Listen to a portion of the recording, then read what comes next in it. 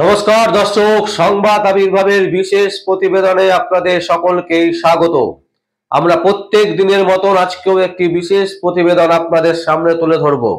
আজকের যে সংবাদটি আপনাদের সামনে তুলে ধরছি এই মুহূর্তে পশ্চিমবঙ্গের সব থেকে বড় খবর শুধু নয়, পশ্চিমবঙ্গের কাছে সব থেকে আজকের এই ঘটনাটা সব থেকে বড় লজ্জার।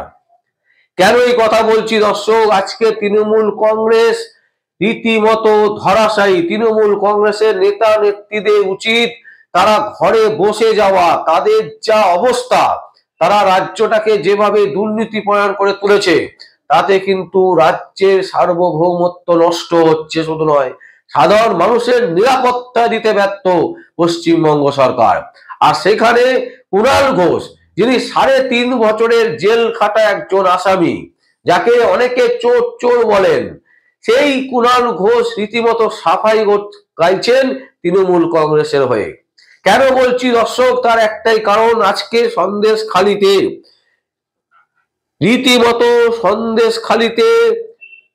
শাহজাহান শেখের বাড়িতে তল্লাশি চালাতে গিয়েছিল ইডি আধিকারিকরা। ইডি আধিকারিক তারা শাহজাহান শেখের বাড়িতে তল্লাশি চালাতে গিয়েছিল এবং সেখানে 3 জন ইডি আধিকারিকের রীতিমতো তারা আহত হন। তাদের ওপর রীতিমতো আক্রমণ করেছে তৃণমূল কংগ্রেসের নেতা নেত্রীরা, এবং যার ফলে এই 3 জন আধিকারিককে, ইডির যে 3 জন আধিকারিক আক্রান্ত হয়েছেন, তারা এই মুহূর্তে হাসপাতালে ভর্তি। যদিও তারা প্রাণে বেঁচে গেছেন, তাদেরকে রাখা হয়েছে হাসপাতালে। আজকের দিনটা পুরো তারা হাসপাতালে থাকবে।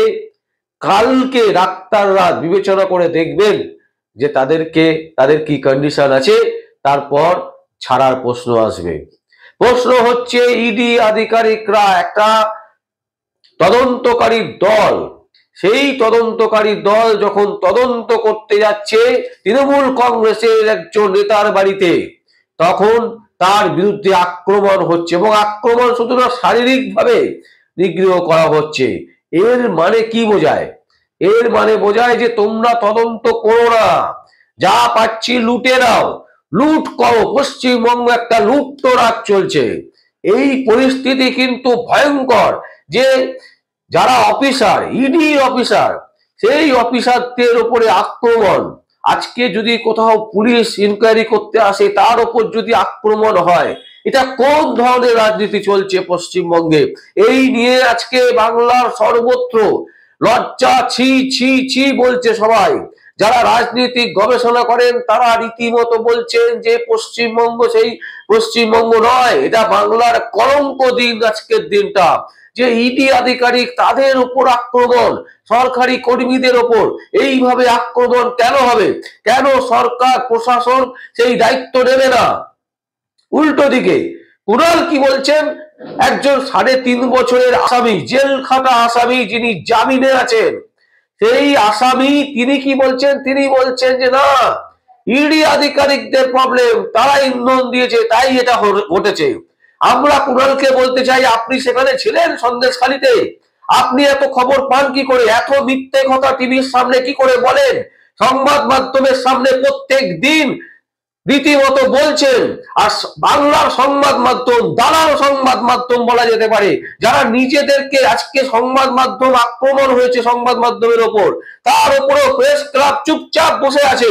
ধিক্কার জানাই প্রেস ক্লাবকে, ধিক্কার জানাই বাংলার সংবাদ মাধ্যমকে, যারা নিজেদের আক্রমণের প্রতিবাদ করতে পারে না। এমন একটা বাজে পরিস্থিতি তৈরি হয়েছে, শুধুমাত্র টাকা, মানে নিজের মা বাবাকে বেচে দিয়েও আমি টাকা চাই, টাকা, শুধু টাকার পেছনে ছুটছে এই বাংলা সংবাদ মাধ্যমগুলো। তা না হলে আজকে যখন আক্রান্ত হচ্ছে বাংলার সংবাদ মাধ্যম, তারপরেও বাংলার প্রেস ক্লাব, কলকাতার প্রেস ক্লাব, তারা চুপচাপ বসে আছে। কোনো বাক্য বিনিময় নয়, কোনো রকম বাক্য প্রয়োগ করছে না, কোনো রকম কথা তারা বলছে না এই বিষয়ে। এর থেকে বড় লজ্জার কি হতে পারে? এরা সংবাদ মাধ্যম চালাচ্ছে না, সংবাদ মাধ্যমের নাম করে বাংলার দালালি করছে, বাংলাকে বেঁচে দেওয়ার জন্য মমতা ব্যানার্জির সাথে হাত মিলিয়েছে? এই প্রশ্ন কিন্তু আমরা তুলছি দর্শক। হয়তো অনেকে বলবেন যে এত ছোট সংবাদ মাধ্যম হয়ে আপনারা এত বড় কথা কি করে বলছেন। আজকে আপনাদের সামনে একটা কথা বলি, একটা উদাহরণ দিচ্ছি আপনাদের। দর্শক, এই উদাহরণটা কিন্তু মারাত্মক, এটা আজকের নয়, বহু পুরনো দিনের উদাহরণ। যেটা হচ্ছে একটা কাক, পাখি দেখেছেন অনেক রকমের পাখি, তার মধ্যে একটা কাক হচ্ছে কিন্তু এক ধরনের পাখি। সেই কাকের যখন দেখবেন একটা কাক মারা যাচ্ছে না, দেখবেন কয়েকশো কাক সেখানে এসে জড়ো হয়ে গেছে। কেন না, একটি কাক কথা বলছে না, সে মারা গেছে।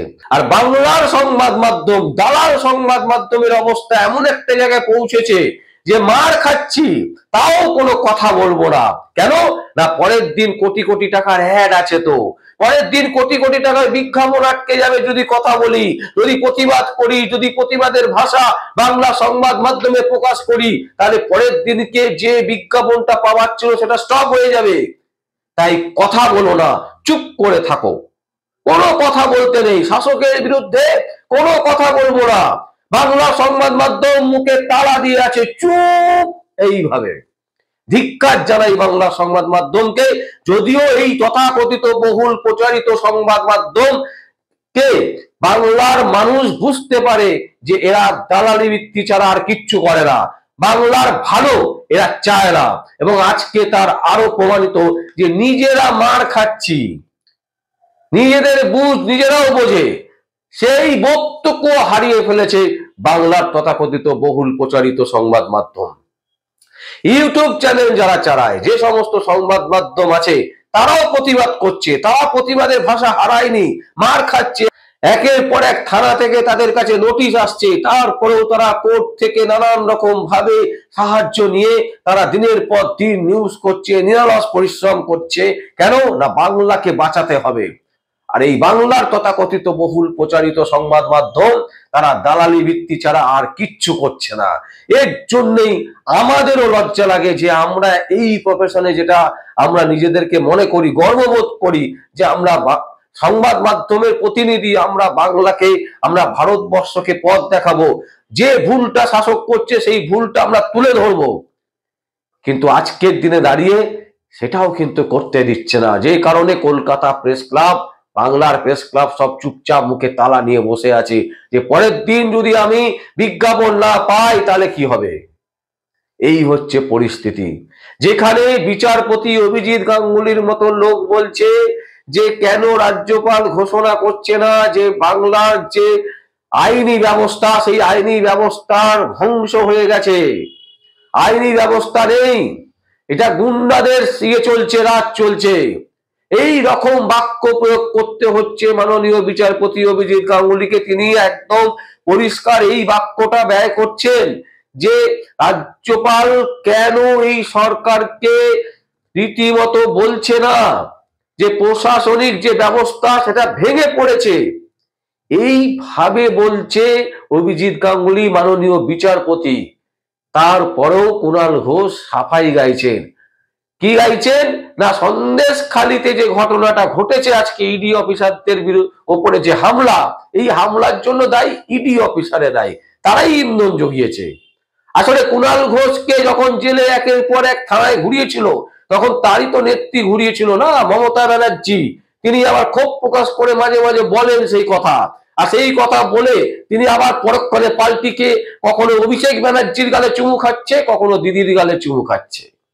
এই হয়ে গেছে ওনার পরিস্থিতি। নিজেকে বাঁচাতে গিয়ে নিজের বাড়ির যে মান সম্মান, বাবা মার মান সম্মান, সমস্ত কিছু বিসর্জন দিয়ে একেবারে মানে শুধুমাত্র কোম্পানির দালালি ভিত্তি করবো তৃণমূল কংগ্রেসের, সেই জিনিসটাই তিনি করে যাচ্ছেন।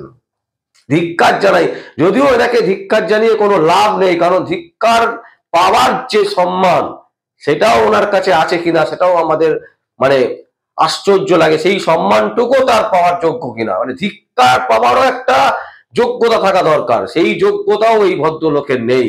তাই তিনি প্রতিদিন প্রতিটা মুহূর্তে মিথ্যে মিথ্যে মিথ্যে ছাড়া কিচ্ছু বলতে পারে না। সন্দেশখালীর ঘটনা, উনি আছেন কলকাতায় বসে, সন্দেশখালীর ঘটনা উনি রীতিমতো বাক্য ব্যয় করে দিচ্ছেন কি, যা ইডির দোষ, ইডির জন্য, ইডি নিজেদের দোষে এটা হয়েছে। মানে কুণাল ঘোষকে তো লোকে ওরা নিজের দোষে মারধর করে, নিজের দোষে চোর চোর বলে, তাই সবাইকে উনি ওনার মতন ভাবছেন। মানে উনি চুরি করতে পারবেন কিন্তু ওনার বাড়িতে সার্চিং করতে পারবেন না। উনি চুরি করে পয়সা জমাতে পারবেন, কোটি কোটি টাকা বাড়িতে লুকিয়ে রাখতে পারবেন, কিন্তু ওনার বাড়িতে সার্চ ওয়ারেন্ট নিয়ে সার্চ করা যাবে না। আর সার্চ করতে গেলেই মারধর করবো, এবং সেই মারধর করবো যখন, তখন কার দোষ? না ইডির দোষ। সত্যিই তো ইডির দোষ। ইডি সার্চিং কেন করবে? রাজ্য সরকার কোটি কোটি টাকা, রাজ্য সরকারের মাথা মমতা ব্যানার্জি কোটি কোটি টাকা লুট করেছে। অভিষেক ব্যানার্জি এখন কেন বলছেন না যে গুলি করে দেবো? এর আগে তো অনেক বড় বড় কথা বলেছিলেন আপনি। এর আগে তো বলেছিলেন যে এইভাবে যদি পুলিশকে কেউ মারধর করে, আমি হলে গুলি করতাম। তাহলে আজকে কেন বলছেন না? চুপ কেন? আসলে আপনারা যে জায়গা থেকে উঠে এসছেন, সেই জায়গাটাই হচ্ছে পুরো পোকা, একটা গন্ধে, একটা মানে নালা বলা যেতে পারে। সেই নালার জায়গা থেকে যখন কেউ উঠে আসে, সেখানে দুর্গন্ধ থাকবেই। সেই জিনিসটাই কিন্তু আপনারা, যার ফলে আজকে কি বলছেন আর কালকে কি বলতে হবে সেটার কোনো কিছুই খেয়াল রাখেন না। শুধু মিথ্যে, শুধু লোককে টাকা পাইয়ে দাও আর চুপ করিয়ে দাও, এই হচ্ছে আপনাদের ধর্মে পরিণত হয়ে গেছে। আপনাদের ডেলি জীবনের একটাই মন্ত্র, লোককে টাকা দাও, চুপ করিয়ে দাও। কিন্তু সবাই টাকার কাছে মাথা নত করে না। বাঙালি জাতিটাকে নষ্ট করে দিচ্ছেন, আস্তে আস্তে করে দিয়েছেন। বাংলার যে মেরুদণ্ড, সেই মেরুদণ্ডকে ভেঙে গুড়িয়ে দিয়েছেন। বাংলার যে মা বোনেরা একটা সময় ছেলেদেরকে যুদ্ধ করতে পাঠাতেন যে দেশের জন্য যা, আজকে সেই মা বাবারা, সেই মা বোনেরা টাকার জন্য বলে যুদ্ধ করিস না, মমতা ব্যানার্জির বিরুদ্ধে কিছু বলিস না। কেন না? 500 টাকা, 1000 টাকা পাবো।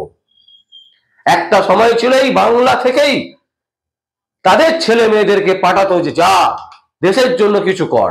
আজকে সেই জিনিসটা বন্ধ হয়ে গেছে। তার কারণ 500, 1000 টাকা পাওয়ার জন্য। দর্শক, হয়তো উত্তেজিত ভাবে আমরা অনেক কিছু বলছি, কিন্তু এই প্রতিটা কথার মধ্যে কিন্তু আমাদের ক্ষোভ আছে। প্রতিটা কথার মধ্যে এই সরকারকে আমরা ধিক্কার জানাচ্ছি। তার একটাই কারণ, প্রতিটা ক্ষেত্রে, প্রতিটা জায়গায় শুধুমাত্র দুর্নীতি, দুর্নীতি, দুর্নীতি। আর প্রতিটা দিন এদের মাথা থেকে চটি পর্যন্ত প্রত্যেকে মিথ্যে ছাড়া কিছু বলতে জানে না। রাজনীতি করা মানে মিথ্যে বলা নয়, রাজনীতি করা মানে লোকের পকেট কাটা নয়, রাজনীতি করা মানে দুর্নীতি করে আবার কোটি কোটি টাকা লুট করে ঘরে রাখা নয়। রাজনীতি ভালোর জন্য হয়, রাজনীতি পরিবর্তনের জন্য হয়, কিন্তু সেই ভালো জিনিসটা নেব না, সেই পরিবর্তনটা নেব না, শুধুমাত্র হাজার হাজার কোটি টাকা লুট করব সাধারণ মানুষের, এই মনোবৃত্ত নিয়েই কিন্তু তৃণমূল কংগ্রেসের জন্ম। আর যার মাথা হচ্ছেন মাননীয় মুখ্যমন্ত্রী মমতা ব্যানার্জি। আমরা পরিষ্কার একদম স্পষ্ট ভাষায় এই মহিলাকে আজকে এই জন্মদিনেও আমরা ধিক্কার জানাচ্ছি যে এই ধরনের মমতা ব্যানার্জির মতন একজন হিংস্র রাজনীতিবিদ যাতে আর কখনো না জন্মায় বাংলার বুকে, সেই প্রার্থনা করে আজকের এই সংবাদ আমরা শেষ করছি। দর্শক, আপনাদের যদি কিছু বলার থাকে আপনারা অবশ্যই আমাদের কমেন্ট বক্সে কমেন্ট করবেন। আর দেখতে থাকুন পরবর্তী সংবাদ আবির্ভাবে। আমার নাম বিশ্বজিৎ পাল, সংবাদ আবির্ভাবের জন্য।